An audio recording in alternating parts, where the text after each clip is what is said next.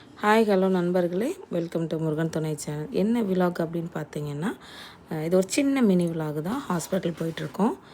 அதை பற்றின ஒரு விலாக் தான், வாங்க பார்க்கலாம்.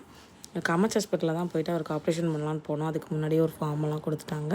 அந்த ஃபார்மெல்லாம் ஃபில் பண்ணிவிட்டு உட்காந்துருந்தோம். ஏன்னா ஃபார்மெல்லாம் ஃபில் பண்ணி கொடுத்தா தான் ரூம் அவைலபிளாக இருக்கான்னு பார்ப்பாங்க. அதுக்கப்புறம் ரூம் கொடுத்துட்டாங்க. ரூம் கொடுத்து கொஞ்ச நேரத்துலேயே ஒரு சின்ன சின்ன டெஸ்ட் எல்லாம் எடுத்தாங்க. அதுக்கப்புறம் பார்த்திங்கன்னா தேவி அக்கா வந்துட்டாங்க. அவங்கள கூப்பிட போனேன். தேவி அக்காவை கூப்பிட போயிட்டு தேவி அக்காவை லிஃப்ட்டுக்குள்ளே போனேன். தேவி அக்காவுக்கு ஒரே தலை சுற்றல். அப்படியே கிளம்பி அவங்களையும் கூட்டிகிட்டு உள்ளே வந்தால் கண்ணை மூடிக்கிட்டாங்க. ஐயோ தலை சுத்தம் அப்படின்னு சொல்லிட்டு, சரிங்களா. அப்படியே அவங்களையும் கூப்பிட்டுட்டு வந்தோம். மாமாவுக்கு அடுத்து டக்கு டக்குன்னு எல்லா ப்ரொசீஜருமே பண்ண ஆரம்பிச்சிட்டாங்க. ஆப்ரேஷன் ரூம் கூப்பிட்டு போயிட்டாங்க.